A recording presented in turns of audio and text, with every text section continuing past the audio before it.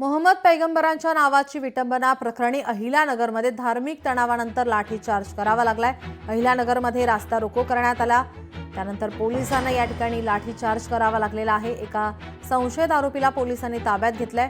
मुस्लिम समाज रस्त्यावर उतरलेला पाहायला मिळाला। रास्ता रोको करण्यात आलेला आहे, त्यानंतर पोलिसांना लाठीचार्ज करावा लागलाय।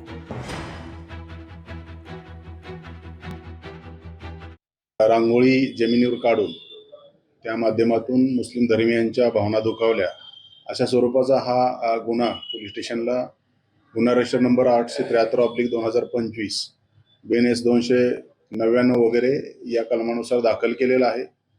याच्यामध्ये जे दोन संशयित आरोपी आहेत त्यापैकी एका संशयित आरोपीला आम्ही ताब्यात घेतलेला आहे। संबंधित आरोपीला सन्माननीय न्यायालयासमोर हजर करून अधिक तपास आम्ही आमच्या पोलीस स्टेशनचे सहाय्यक पोलीस निरीक्षक करत आहेत। की या बाबतीमध्ये जो काही जमाव जमला होता, जमावामध्ये एक टिळा लावणारा मुलगा सुद्धा बाहेर गावचा होता, तर तो आला, तो त्याच्या कामासाठी कुठेतरी बाहेर तालुका स्तरावरून आलेला होता, त्याला मॉबने मारलेला आहे।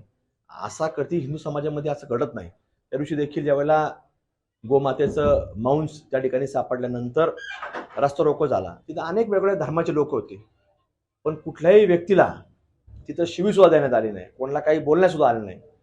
हे काही इथेच घडतं असं नाही। हे महाराष्ट्रामध्ये ज्यावेळेस आम्ही जातो, कुठेही असतो, हिंदू समाजाचे कार्यक्रम असतात, हिंदू समाजाचे मोर्चे असतात, हिंदू समाजाचे आंदोलन असतात, तिथं असे लोक येतात, पण कुठलाही जिल्ह्याचा हिंदू समाजाने आजपर्यंत आक्षेप घेतला नाही। पण हे मॉब पाहून एक हिंदू समाजाच्या कपाळाच्या मुळाला टिळा होता, त्याला पकडून मारणं हे कितपर्यंत योग्य आहे, तर पोलिसांच्या विरुद्ध बाबतीमध्ये देखील गुन्हा दाखल केलेला आहे। जातीय सलोखा निर्माण झाला पाहिजे, शांतता ही प्रस्थापित होणं गरजेचं आहे, कारण कुठल्याही अशांत प्रदेशामध्ये कधीही विकासाची जी गोष्ट असते ही तितकी प्रभावीपणे राबवता येत नाही। आणि त्यामुळे मी कायम असं म्हणतो की पोटातल्या आगीला जी भाकर लागते त्या भाकरीला जातही नसतो, धर्मही नसतो।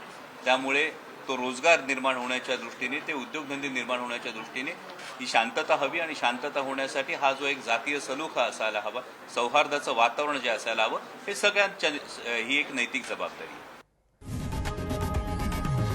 लोकशाही मराठी ऐका, पहा, जागरूक रहा।